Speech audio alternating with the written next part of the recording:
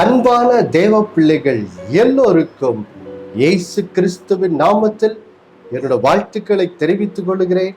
பிதாவாகிய தேவனாலும் நம்முடைய கர்த்தராகிய இயேசு கிறிஸ்துவினாலும் உங்கள் எல்லோரோட வாழ்விலும் கிருபையும் சமாதானமும் உண்டாவதாக என்று சொல்லி உங்களை வாழ்த்துவதிலே நான் மிகுந்த மகிழ்ச்சி அடைகிறேன். தேவ பிள்ளைகளே, நாம் இந்த வாரத்திலிருந்து அப்போஸ்தலர் 1ஆம் அதிகாரம் 8வது வசனத்திலே கர்த்தர் நமக்கு ஒரு வாக்குத்தத்தம் பண்ணியிருக்கிறாரு. பரிசுத்த ஆவியானவர் உங்களிடத்தில் வரும்போது நீங்கள் பலனடைந்து சாட்சிகளாய் இருப்பீர்கள் என்ற வாக்குத்தத்தம் செய்திருக்கிறாரே. நாம் அந்த சத்தியத்தை தான் என்ன செய்ய போகிறோம், தியானிக்க போகிறோம். நாம் எல்லாரும் எடுத்துக்கொள்ளலாம். நீங்கள் வேதம் வைத்திருந்தால் திருப்பிக் கொள்ளலாம். அப்போஸ்தலர் 1ஆம் அதிகாரம் இப்பொழுது 4, 5 மற்றும் 8வது வசனத்தை நாம் வாசிக்க கேட்போம். அன்றியும் அவர் அவர்களுடனே கூடி வந்திருக்கும் போது அவர்களை நோக்கி, யோவான் ஜலத்தினாலே ஞானஸ்நானம் கொடுத்தான். நீங்கள் சில நாளைக்குள்ளே பரிசுத்த ஆவியினாலே ஞானஸ்நானம் பெறுவீர்கள். ஆகையால் நீங்கள் எருசலேமை விட்டு போகாமல் என்னிடத்தில் கேள்விப்பட்ட பிதாவின் வாக்குத்தத்தம் நிறைவேற காத்திருங்கள் என்று கட்டளையிட்டார். பரிசுத்த ஆவி உங்களிடத்தில் வரும்போது நீங்கள் பலனடைந்து எருசலேமிலும் யூதேயா முழுவதிலும் சமேரியாவிலும் பூமியின் கடைசி பரியந்தமும் எனக்கு சாட்சிகளாய் இருப்பீர்கள் என்றார். தேவ பிள்ளைகளே, நாம் கடந்த வாரம் வரையிலும் இயேசுவினுடைய அந்த சிலுவை பாடுகளை நாம் தெளிவாக என்ன செய்தோம், தியானித்தோம். பாருங்கள் தேவ பிள்ளைகளே, உயிர்த்தெழுந்த இயேசு கிறிஸ்து இப்பொழுது அவர் பரலோகத்திற்கு சென்று பிதாவின் வலது பார்சத்தில் அவர் உட்காரும் முன்பு பாருங்க, இங்கே தம்முடைய சீஷர்களோட அவர் என்ன செய்கிறார், பேசுகிறார். என்ன பேசுகிறார் பாருங்க. இயேசு சிலுவைக்கு போவதற்கு முன்பாகவே யோவான் 14 தம்முடைய சீஷர்களுக்கு ஒரு வாக்குத்தத்தம் கொடுத்தார். நான் பிதாவை வேண்டிக் கொள்வேன், அவர் உங்களோடு என்றென்றைக்கும் வாசம் பண்ணும்படி வேறொரு தேற்றரவாளனை அனுப்புவார் என்று சொல்லி பரிசுத்த ஆவியானவரை குறித்த ஒரு வாக்குத்தத்தத்தை தம்முடைய சீஷர்களோடு கூட பாருங்க, சிலுவைக்கு போவதற்கு முன்பாகவே அவர் என்ன செய்திருந்தார், பேசியிருந்தார்.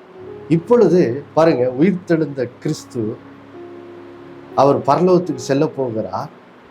இப்போ பாருங்க, தம்முடைய சீஷர்களோடு அவர் என்ன செய்கிறார், அவர் பரலோகத்துக்கு எடுத்துக்கொள்ளப்படுவதற்கு முன்பாக பாருங்க, தம்முடைய சீஷர்களுக்கு சில கடைசி கட்டளை பிறப்பிக்கிறார். அது என்னது, அவர் சொல்லுகிறார் பாருங்க. யோவான் ஸ்நானகன் அவர் ஊழியம் செய்த காலத்திலே அவர் என்ன ஊழியம் செய்தார், பின்பு இயேசு கிறிஸ்து வரும்போது அவர் ஜனங்களுக்கு என்ன ஆசீர்வாதத்தை தருவார் என்பதை குறித்து ஏற்கனவே சொல்லியிருந்தார் பாருங்க. அதை இங்கே இயேசு என்ன செய்கிறார், இங்கே அப்போஸ்தலர் 1:4 சொல்லுகிறார். எப்படி நீங்கள் கேள்விப்பட்டிருக்கிற முன்பாக யோவான் ஜலத்தினாலே உங்களுக்கு என்ன செய்தார், ஞானஸ்நானம் கொடுத்தார். இப்பொழுது நான் உங்களை என்ன செய்ய போகிறேன், பரிசுத்த ஆவியினாலே உங்களை ஞானஸ்நானம் பண்ண போகிறேன் என்று சொல்லி பாருங்க, யோவான் ஸ்நானகன் சொன்ன அந்த வாக்கு தத்தத்தை இங்கே இயேசு தம்முடைய சீஷர்களுக்கு நினைப்பூட்டுகிறார் பாருங்க. அதை வாசிக்க கேட்போமா? மத்தேயு 3:11வது வசனம். மனம் திரும்புதலுக்கென்று நான் ஜலத்தினால் உங்களுக்கு ஞானஸ்நானம் கொடுக்கிறேன். எனக்கு பின் வருகிறவரோ என்னிலும் வல்லவராய் இருக்கிறார். அவருடைய பாதரட்சைகளை சுமக்கிறதற்கு நான் பாத்திரன் அல்ல. அவர் பரிசுத்த ஆவியினாலும் அக்கினியினாலும் உங்களுக்கு ஞானஸ்நானம் கொடுப்பார். பாருங்க, இயேசு கிறிஸ்து அவர் வரும்போது தம்முடைய ஜனங்களுக்கு அருளும் அந்த ஆசீர்வாதத்தை குறித்து பாருங்க, இங்கே யோவான் ஸ்நானகன் சொல்லுகிறார் பாருங்க. அவர் சொல்லுகிறார், நான் உங்களுக்கு தண்ணீரில்லால் ஞானஸ்நானம் கொடுக்கிறேன், ஆனா எனக்கு பின்பு ஒரு பெரியவர் வருவார். அவர் யாரு, தேவனே மனிதனாய் இயேசு என்ற பேர்ல வரப்போகிறார். அவர் வரும்போது உங்களுக்கு என்ன அருளுவாரா, அவர் உங்களை பரிசுத்த ஆவியினாலும் அக்கினியினாலும் உங்களுக்கு ஞானஸ்நானம் என்ன செய்வார், கொடுப்பார் என்று சொல்லி பாருங்க. இயேசு கிறிஸ்து அருளப் போகிற அந்த மென்மையான இந்த ஆசீர்வாதத்தை குறித்து இங்கே யோவான் ஸ்நானன் என்ன செய்கிறார் பாருங்க. இயேசு என்ன செய்ய போகிறார் என்பதை குறித்து பாருங்க, முன்பே அவர் என்ன செய்கிறார், அறிவிக்கிறார் பாருங்க. இப்போ இயேசு பாருங்க இதை தான் தம்முடைய சீஷர்களுக்கு அங்கே அப்போஸ்தலர் ஞாபகப்படுத்துகிறார். நீங்க கேள்விப்பட்டிருக்கீங்க, யோவான் ஸ்நானன் மூலமாக அவர் உங்களுக்கு ஜலத்தினாலே ஞானஸ்நானம் கொடுத்தார். பின்பு வருகிறவர் உங்களை பரிசுத்தாவியினால் உங்களுக்கு ஞானஸ்நானம் கொடுப்பாருன்னு சொல்லி பாருங்க. இயேசு அருளப் போகிற அந்த ஆசீர்வாதத்தை குறித்து யோவான் ஸ்நானன் சொன்னான் அல்லவா, அதை இயேசு என்ன செய்கிறார், தம்முடைய சீஷர்கள் நினைப்பூட்டுகிறார். நினைப்பூட்டி அவர் ஏற்கனவே தம்முடைய சீஷர்களுக்கு சொல்லியிருந்தார், பிதாவானவர் இது உங்களுக்கு வாக்குத்தத்தமா என்ன செய்திருக்கிறார், பண்ணியிருக்கிறார். அப்போ அந்த வாக்குத்தத்தத்தை பெற நீங்க என்ன செய்யுங்க, எருசலேமில் போய் காத்திருங்கள் என்று சொல்லி, இப்போ அவர்களுக்கு என்ன ஆசீர்வாதம் கிடைக்க போகிறது, பிதாவானவர் என்ன அவர்களுக்கு அருளப் போகிறார் என்று சொல்ல போதா அப்போஸ்தலர் 1:8 சொல்லுகிறார் பாருங்க, பரிசுத்த ஆவியானவர் உங்களிடத்தில் என்ன செய்வார், வருவார். பரிசுத்த ஆவியானவர் உங்களிடத்தில் என்ன செய்வார், வருவார். ஏன் இதை சொல்லுகிறார் பாருங்கள் தேவ பிள்ளைகளே. பழைய ஏற்பாட்டு காலமெல்லாம் பரிசுத்த ஆவியானவர் ஜனங்களுடைய இருதயத்துல அவரால் வாசம் பண்ண முடியவில்லை பாருங்க. ஒரு காரணத்திற்காக அவர் சிலரை பாருங்க, வேதம் சொல்லுகிறது எப்படி ஆவியானவர் சவுல் மேல் வந்தார், எப்படி தாவீதின் மேல் ஆவியானவர் வந்தார் என்று சொல்லியெல்லாம் நாம் பழைய ஏற்பாட்டிலே நாம் வாசிக்கிறோம் 1 சாமுவேல் புஸ்தகத்திலே. அதே போல் நாம் நியாயாதிபதிகளிலே சிம்சோன் மேல் ஆவியானவர் எப்படி வந்தார் என்று வாசிக்கிறோம் பாருங்க. பழைய ஏற்பாட்டு காலத்தில் ஜனங்களுடைய பாவங்களுக்கான அந்த பாவ நிவிருத்தி பலி, அந்த பரிபூர்ண இயேசு கிறிஸ்துவின் பலி என்னும் செலுத்தப்படவில்லை என்பதால் பாருங்க, ஆவியானவர் ஜனங்களுக்குள்ளே வாசம் பண்ண முடியல பாருங்க. அதனாலதான் பாருங்க, ஆவியானவர் சில நோக்கத்திற்காக சில காரியங்களை சில மனிதர்களை கொண்டு நிறைவேற்றும்படி ஆவியானவர் அவர் மேல் தங்குவார். அதுக்கப்புறம் பாருங்க, ஆனா அவர்களுக்குள்ளே நிரந்தரமாக என்ன செய்யவில்லை, ஆவியானவர் வாசம் பண்ணவில்லை பாருங்க. ஆனா பழைய ஏற்பாட்டு காலத்திலே பாருங்க, தேவன் இயேசுவின் மூலமாக எப்படி எல்லா மனிதர்கள் மேலும் ஆவியானவர் ஒரு நாள் ஊற்றப்படுவார் என்ற ஒரு வாக்கு தத்தத்தை அவர் பழைய ஏற்பாட்டிலே பாருங்க சொல்லி இருந்தார் பாருங்க. கர்த்தர் வாக்கு தத்தம் பண்ணியிருந்தார். வாசிக்க கேட்போமா அதை? யோவேல் 2ஆம் அதிகாரம், யோவேல் பழைய ஏற்பாட்டிலே யோவேல் தீர்க்க தரிசன புஸ்தகம் பழைய ஏற்பாட்டில் 1062வது பக்கம், 1062வது பக்கம், யோவேல் 2ஆம் அதிகாரம், அதிலே 28வது வசனத்தை நாம் வாசிக்க கேட்கலாம். யோவேல் 2:28. அதற்கு பின்பு நான் மாம்சமான யாவர் மேலும் என் ஆவியை ஊற்றுவேன். அப்பொழுது உங்கள் குமாரரும் உங்கள் குமார்த்திகளும் தீர்க்க தரிசனம் சொல்லுவார்கள். உங்கள் மூப்பர் சொப்பனங்களையும் உங்கள் வாலிபர் தரிசனங்களையும் காண்பார்கள். பாருங்கள் தேவ பிள்ளைகளே, இங்கே பழைய ஏற்பாட்டு காலத்திலேயே இங்கே ஆவியானவர் பாருங்க யோவேல் மூலமாக பிதாவினுடைய வாக்கு தத்தத்தை தம்முடைய ஜனங்களுக்கு தீர்க்க தரிசனமாக உரைக்கிறார் பாருங்க. அது என்னது? நான் மாம்சமான யாவர் மேலும் என் ஆவியை என்ன செய்வேன், ஊற்றுவேன் என்று சொல்லி பாருங்க. பழைய ஏற்பாட்டு காலத்திலேயே பாருங்க, பிதாவானவர் தம்முடைய ஆவியானவர் மூலம் பாருங்க ஜனங்களுக்கு ஒரு வாக்கு தத்தத்தை என்ன செய்கிறார் பாருங்க. இதை இந்த வசனங்களை வாசித்த பழைய ஏற்பாட்டு தேவனுடைய ஜனங்களாகிய இஸ்ரேல் ஜனங்களுக்கு அது ஆச்சரியமா இருந்திருக்கும் பாருங்க. ஏனென்றால் பாருங்க, பழைய ஏற்பாட்டு காலத்துல 3 நபர்கள் மட்டும் தான் பரிசுத்த ஆவியானவரால் அபிஷேகிக்கப்பட்டார்கள். ஒரு நோக்கத்துக்காக ஆவியானவர்கள் மேல் தங்கினார். ஆனா அவர்களிடத்திலேயே நிரந்தரமா தங்கவில்லை. ஒரு நோக்கத்துக்காக வருவார், அவர்களை பலப்படுத்துவார், அவ்வளவுதான். ஆனா அவர்கள் அவர்களுக்குள்ளேயே நிரந்தரமா ஆவியானவர் ஒரு நாள் தங்கவே இல்லை. அப்போ பழைய ஏற்பாட்டு காலத்துல 3 நபர்களை மட்டும்தான் கர்த்தர் என்ன செய்தார்? அபிஷேகித்தார். ஒன்று பாருங்க, தீர்க்கதரிசிகளை கர்த்தர் என்ன செய்தார்? அபிஷேகித்தார். அடுத்தது பாருங்க, ராஜாக்கள், அடுத்தது ஆசாரியர்கள். இந்த 3 நபர்கள் மட்டும்தான் பாருங்க பரிசுத்த ஆவியினால் பழைய ஏற்பாட்டு காலத்துல ஜனங்களுக்கு ஊழியம் செய்யும்படி அவர்கள் அபிஷேகிக்கப்பட்டார்கள். பாருங்க, ஆவியானவர் எல்லா ஜனங்கள் மேலும் என்ன செய்யல? வரவில்லை. ஆனா பழைய ஏற்பாட்டு காலத்திலேயே பாருங்க, ஆவியானவர் இயேசுவின் மூலம் உண்டாக போகிற ஆசீர்வாதத்தை குறித்து இங்கே பழைய ஏற்பாட்டுல தீர்க்க தரிசனம் சொல்லும் போதுதான் சொல்றாரு, நான் மாம்சமான யாவர் மேலும் என் ஆவியை என்ன செய்வேன்? ஊற்றுவேன். எதுக்கு ஊற்றுவேன்? பாருங்க, பழைய ஏற்பாட்டு காலத்துல ஆவியானவர் ஜனங்களுக்குள் வந்து என்ன செய்யல? வாசம் பண்ணவே இல்லை, நிரந்தரமா வாசம் பண்ணவே இல்லை. ஆனா பாருங்க, இயேசுவின் வழியின் மூலம் இப்போ எப்படி ஆவியானவர் எல்லார் மேலும் என்ன செய்வார்? மாம்சமான யாவர் மேலும், அதாவது எல்லா மனிதர்கள் மேலும் ஆவியானவர் ஊற்றப்படுவார் என்ற ஒரு தீர்க்க தரிசனத்தை எங்கே யோவேல் தீர்க்கதரிசியின் மூலம் பாருங்க ஆவியானவர் உரைத்தார். பாருங்க, இப்போ இயேசு கிறிஸ்து அப்போஸ்தலர் 1ஆம் அதிகாரம் 4வது வசனத்துல பாருங்க, இந்த காரியத்தை குறித்து தான் தம்முடைய சீஷர்களோடு என்ன செய்தார்? பேசினார். என்ன பேசுகிறாரு?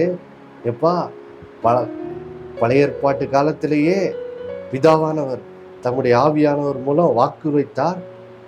பின்பு யோவான் ஸ்நானகன் அதை அறிவித்தார்.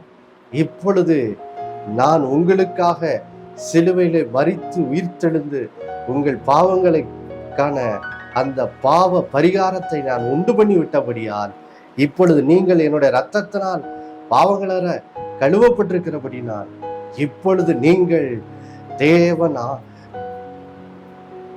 பல ஆண்டுகளுக்கு முன்பாக சொன்ன வாக்கு தத்தம் இப்பொழுது நிறைவேறும் காலம் வந்து விட்டது. என்ன காலம் வந்து விட்டது? இப்போ ஆவியானவர் உங்கள் எல்லார் மேலும் ஊற்றப்படும் நாள் என்ன செய்திருச்சு? வந்துருச்சுப்பா.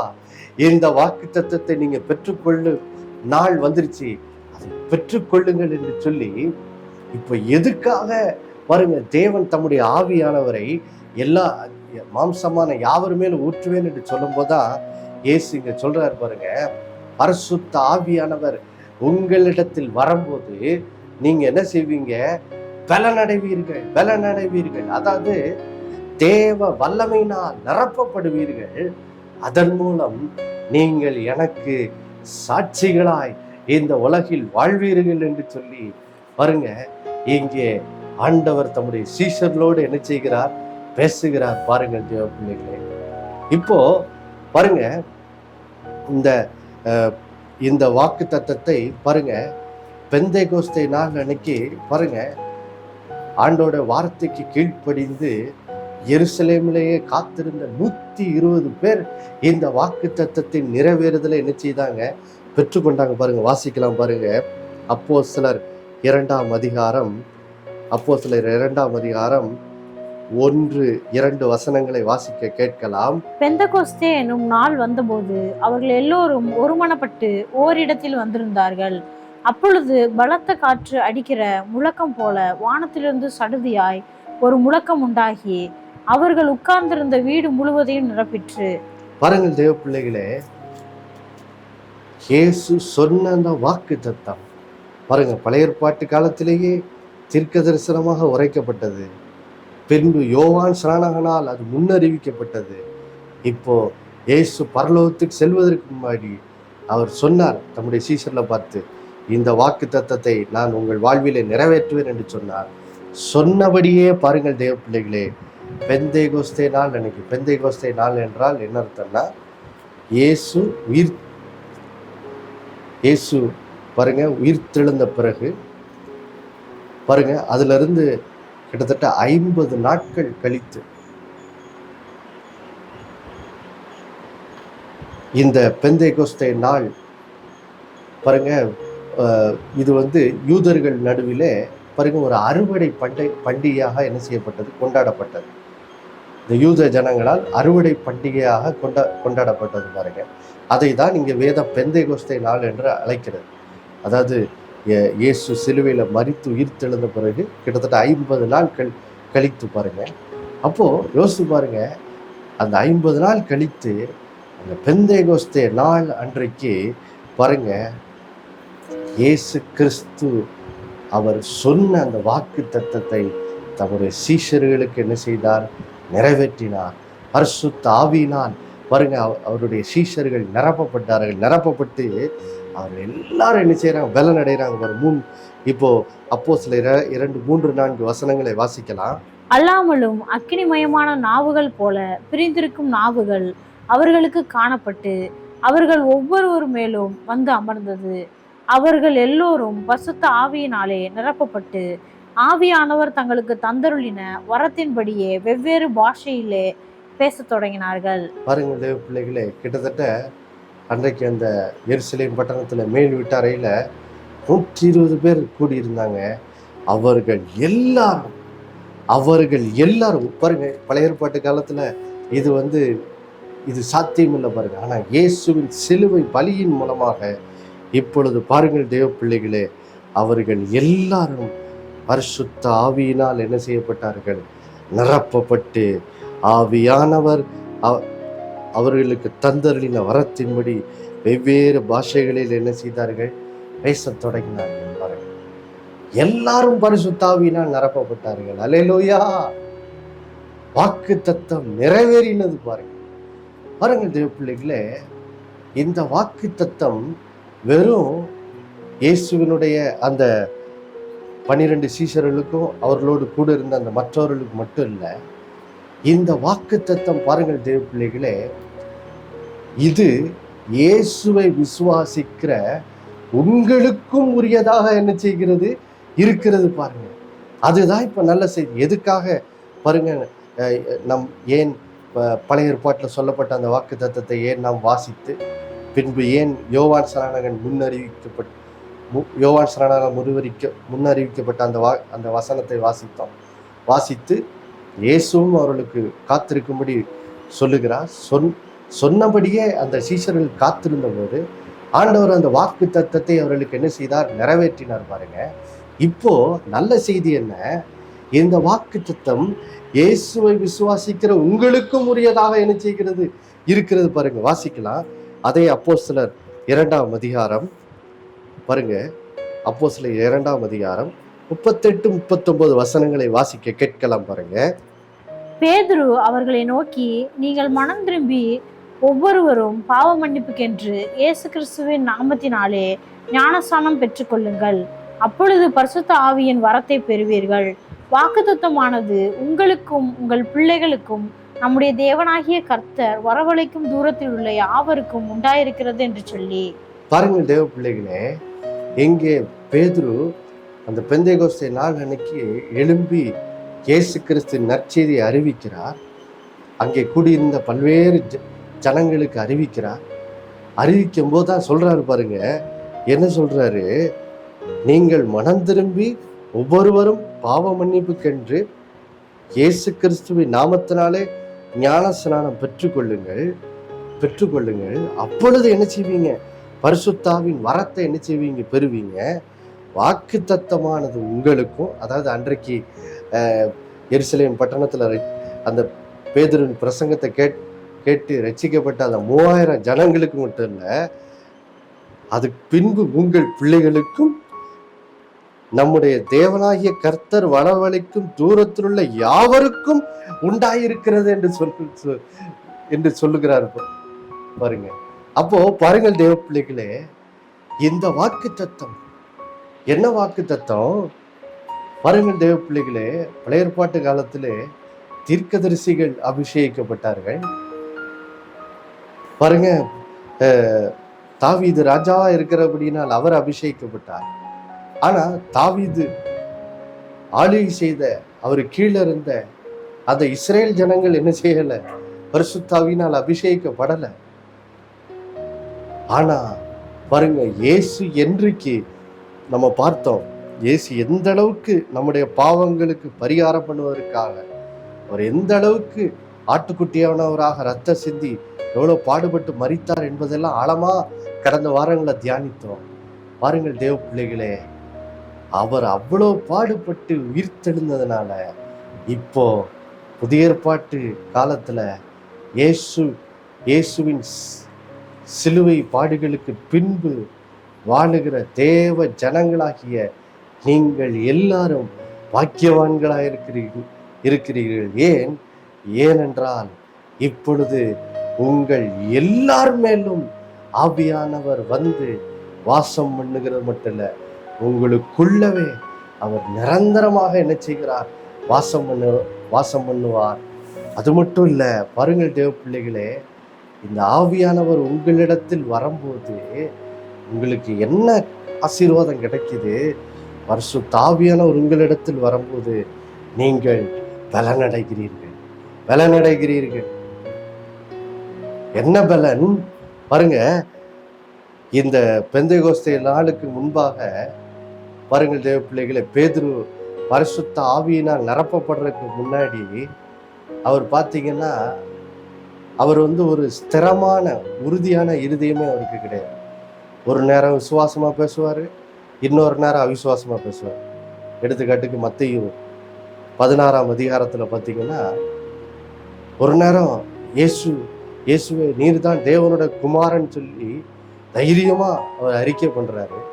அறிக்கை பண்ண கொஞ்ச நேரத்திலேயே பார்த்தீங்கன்னா இயேசு தாம் சிலுவைக்கு போகணும் அப்படின்னு சொன்ன உடனே இயேசுகிட்ட போய் நீர் எல்லாம் சிலுவைக்கு போகக்கூடாதுன்னு சொல்லி அவரை போய் கடிந்து கொண்டு பேசினார் என்று சொல்லி வாசிக்கிறவங்க, அதாவது மாம்சீகமா நடந்து கொண்டார் என்று பார்க்கிறவங்க. அப்போ இந்த பேதுரு பாருங்க, அவர் பரிசுத்த ஆவியினால் நிரப்பப்படுறதுக்கு முன்னாடி அவர் வாழ்விலே ஆண்டவருக்கு கீழ்ப்படிந்து தொடர்ந்து நடக்க முடியாம அதுக்கு பலன் இல்லாதவராக அவர் என்ன செய்கிறார்? வாழுகிறார். அதனால்தான் பாருங்க, இயேசு நியாயம் விசாரிக்கப்படும் போது அங்க உள்ளவங்க நீர் இயேசுவோடு இருந்த சீஷன் தானே அப்படின்னு சொன்ன உடனே, நான் இயேசுவை அறியேன் என்று சொல்லி என்ன செய்கிறாரு? அவர் மறுதளிச்சிடுறாரு இயேசுவை. அப்படிப்பட்ட ஒரு ஆண்டவருக்காக தைரியமா நிற்க முடியாத ஒரு பலன் இல்லாத மனுஷனாகத்தான் இந்த பேதுரு பெந்தேகோஸ்தே நாளுக்கு முன்பு பரிசுத்த ஆவியினால் நிரப்பப்படுறதுக்கு முன்பு இருந்தாரு. ஆனா என்னைக்கு பரிசுத்த ஆவியினால் அவர் நிரப்பப்பட்டு பலன் அடைகிறாரோ பாருங்க, அன்றிலிருந்து ஆண்டவருக்காக தைரியமா நிற்கிற ஒரு அப்போஸ்தலனாக சீஷனாக என்ன செய்கிறார்? மாறிவிடுகிறார். எந்த ஜனங்கள் இயேசுவை சிலுவையில் அறைந்தார்களோ அந்த ஜனங்கள் மத்தியிலேயே போய் தைரியமா சுவிசேஷத்தை என்ன செய்கிறார்? பெந்தேகோஸ்தே நாள் அன்னைக்கு பிரசங்கம் பண்ணாரு பாருங்க. ஏன்னா இப்போ பரிசுத்த ஆவியானவர் இந்த சீஷர்களுக்குள்ளாக அவர் இந்த சீஷர் மேல் ஊற்றப்பட்டு இந்த சீஷர்களுக்குள்ளாக நிரந்தரமாய் வாசம் பண்ணினது மட்டும் இல்ல, இவர்கள் எல்லாம் கர்த்தருடைய பலனால் நிரப்பப்பட்டு விட்டார்கள். பலன் வந்த உடனே இவருடைய வாழ்க்கையே என்ன செய்து விட்டது? மாறிவிட்டது. இதே காரியத்தை தான் தெய்வ பிள்ளைகளை கர்த்தர் இந்த நாளில் உங்கள் வாழ்க்கையிலும் செய்ய விரும்புகிறார்.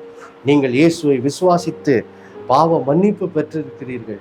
ஆனால் பாருங்க, அது மட்டும் போதாது. பாருங்க, இங்கே இயேசு சொல்லுகிறார், நீங்கள் பரிசுத்த ஆவியினால் பலனடைய வேண்டும், அப்பொழுதுதான் நீங்கள் எனக்கு இந்த உலகத்துல சாட்சியாய் வாழ முடியும் என்று சொல்லி அவர் பாருங்க நம்மளை பார்த்து ஒரு கட்டளை கொடுக்கிறார். ஆதலால் தேவ பிள்ளைகளை, நீங்களும் இந்த பரிசுத்த ஆவியினால் வரும் பலனால் நிரப்பப்படும்படி தேவன் என்ன செய்கிறார்? உங்களையும் நிரப்ப விரும்புகிறார். பாருங்க, இப்போ நீங்கள் இதை விசுவாசிக்க வேண்டும்.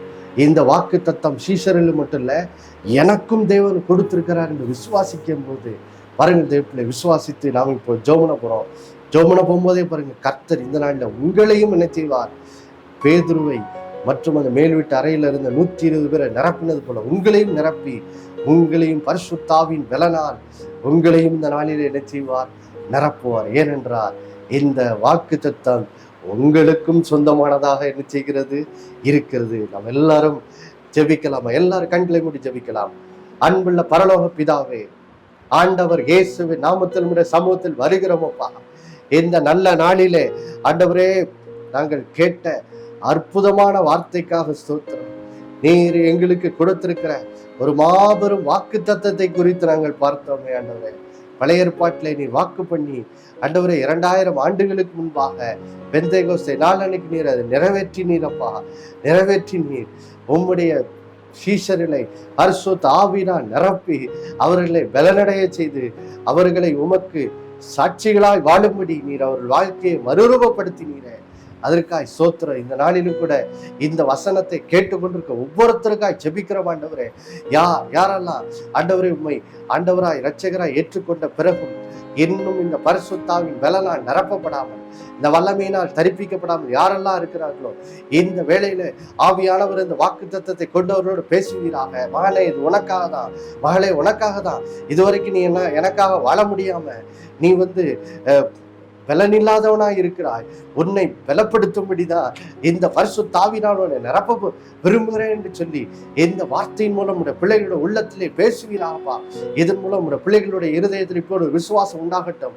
உண்டாகி இப்பொழுது உடைய பிள்ளைகள் உண்மை நோக்கி கூப்பிடட்டும். ஆண்டவர் இயேசுவின் நாமத்தில் தேவனே, என்னையும் இந்த பரிசுத்தாவினால் நிரப்பி என்னை பலனடைய செய்யும் என்று சொல்லி நம்முடைய பிள்ளைகள் ஆண்டவரை உண்மை நோக்கி இந்த நேரத்தில் கூப்பிடட்டும் அப்பா. கூப்பிடுங்க பார்க்கலாம். அதை ஒருவேளை இதுவரைக்கும் நீங்க பரிசுத்தாவியினால் நிரப்பப்படாவிட்டார், பரிசுத்தாவினால் பலனடைய விட்டார், இப்பொழுது கூப்பிடுங்க. ஆண்டவர் இயேசுவின் நாமத்தில் தேவனே, என்னையும் இந்த பரிசுத்தாவியினால் பலனடை செய்யும் என்று சொல்லி நீங்கள் கூப்பிடும் போதே ஆவியானவர் இருக்கிற இடத்துல உங்களை நிரப்புவார். தேவ பிள்ளைகளே, ஆமாப்பா, இப்பொழுது முன்னோக்கி கூப்பிடுகிற ஒவ்வொருத்தர் மேலேயும் உடைய பரிசுத்தாவியை ஊற்றி உடைய பிள்ளைகளை பரிசுத்தாவினால் நிரப்பி அவர்கள் பலனடைய செய்யும்படியாய் இயேசுவின் நாமத்தில் ஜெபிக்கிறோம். இதனால அதன் மூலம் உடைய பிள்ளைகளுடைய வாழ்க்கை பலனடைந்து ஆண்டவரே ஸ்தோத்திரம், உமக்காய் சாட்சிகளாய் வாழும்படியாக பிள்ளைகளோட வாழ்க்கை மறுரூபப்படும்படியாய் ஜெபிக்கிறோம். இயேசுவின் மூலம் வேண்டிக் கொள்கிறோம் நல்ல பிதாவே, ஆமேன். மறுபடியும் அடுத்த வாரம் உங்களை சந்திக்கும் வரை நினைப்பட்டுகிறேன். இயேசுவே ஆண்டவர். ஒவ்வொரு நாளும் அவர் மேல் விசுவாசம் வைத்து வாழுங்கள். ஆமேன்.